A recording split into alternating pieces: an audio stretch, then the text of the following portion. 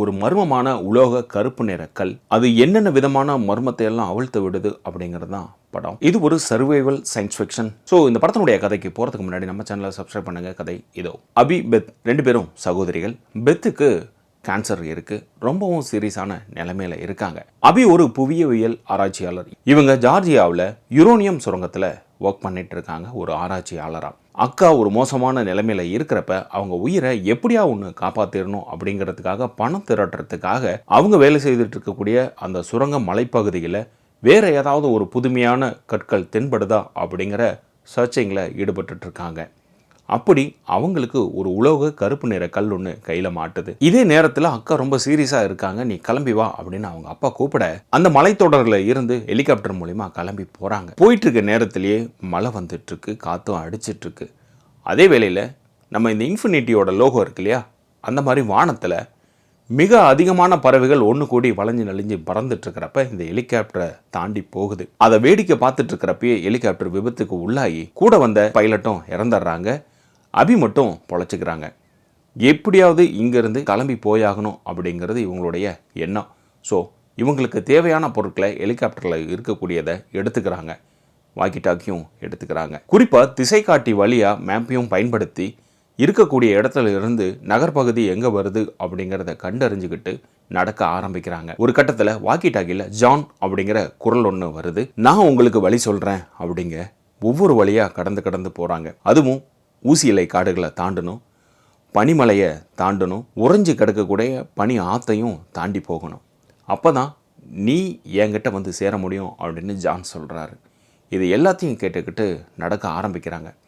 ஒவ்வொரு கட்டமும் நெருங்க ஜானுடைய வாய்ஸ் வேறுபட ஆரம்பிக்குது. ஏதோ அபிக்கு ரொம்ப நெருக்கமான ஆள் போல பேச ஆரம்பிக்க, உண்மையை சொல்லு, நீ யாரு ஜான் அப்படின்னு கேட்குறாங்க. அதெல்லாம் உனக்கு தேவையில்லை, நான் சொல்கிறத மட்டும் நீ செய் அப்படிங்க. ஒரு கட்டத்தில் அந்த வாக்கி டாக்கியும் டவர் எடுக்காமல் போகுது.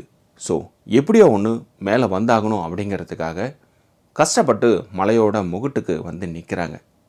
360 டிகிரியும் கண்ணுக்கு எதுவுமே தென்படவே இல்லை. இங்கே இருந்து அபி உயிரோட வெளியில் வந்தாங்களா, அவங்க அக்காவை சந்திச்சாங்களா, அக்கா உயிரோட தான் இருந்தாங்களா, இல்லை இவங்க போகிறதுக்குள்ளே அவங்க இறந்துட்டாங்களா அப்படிங்கிற யார் அந்த ஜான், இவங்க பேக்கில் இருக்கக்கூடிய அந்த கருப்பு கல் என்னது? ஸோ பல கேள்விகளோட இங்கே கதையை முடிச்சுக்கிறேன். அபிங்கிற கேரக்டரில் எல்லா பாலின்ஸ்கா நடிச்சிருந்திருக்காங்க. பர்ஃபார்மன்ஸை இவங்க மட்டும்தான் ப்ளே பண்ணியே ஆகணும். படத்தில் இவங்கள தவிர வேறு யாருமே கிடையாது. இன்ற கட்டா அக்காவுக்கும் இவங்களுக்கும் இருக்கக்கூடிய பழக்கம் அப்படிங்கிறது வந்துட்டு போயிட்டு இருக்குமே தவிர ஓப்பனிங்லேருந்து எண்டு வரைக்கும் சிங்கிள் ஃப்ரேமில் இவங்க தான் அந்த சர்வைவல்குள்ளார மாட்டிக்கிட்டு இருக்காங்க.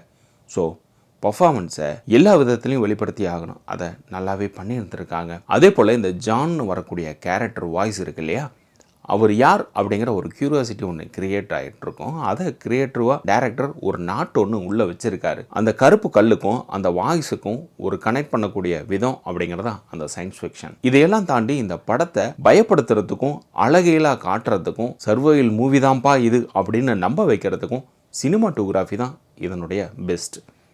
வைடு ஃப்ரேம், மலையாகட்டும், பனியாகட்டும், பனி ஆறாகட்டும், எல்லாமே உறைஞ்சி கிடக்கிற நிலைமையில காட்டியிருக்கு ஃப்ரேம். இது மாதிரியான சர்வைவல் மூவியில் ஒரு மலைப்பகுதி அந்த மாதிரி போகிறப்ப என்னென்னா, அந்த மலை அப்படிங்கிறது இன்னும் ஜூம் இன் ஜூம் அவுட்டோ இல்லை வந்து ஒரு லாங் ஒயிட் ஷாட்டோ அதில் குறிப்பிட்ட ஏதோ ஒரு பொருளோ அந்த மாதிரி எதுன்னு காட்டிகிட்டு இருப்பாங்க. இந்த படத்தில் பயப்படுத்தணும் அப்படிங்கிறதுக்காகவே அந்த மலை அப்படிங்கிறத நகர்ந்துக்கிட்டு இருக்கிற மாதிரியான ஒரு ஃபீலை கொடுத்துக்கிட்டே இருப்பார் சினிமாட்டோகிராஃபர். இந்த படம் ஒரு கட்டத்தில் முடிஞ்சிடும். அதை தாண்டி ஒரு 1/4 மணி நேரம் ஓடுறப்ப தான் டைரக்டர் சார், நீங்கள் அங்கேயே முடிச்சிருந்துருக்க வேண்டியதுன்னு ஏன் இவ்வளோ தூரம் இழுத்துட்டு வந்தீங்க அப்படிங்கிற ஒரு கேள்வி எழும். ஸோ இதே போல் நம்ம சேனலில் மற்ற படங்கள் ரிவ்யூ இருக்குது பாருங்கள். மறக்காமல் சப்ஸ்கிரைப் பண்ணிட்டு மற்றவங்களுக்கும் ஷேர் பண்ணுங்கள்.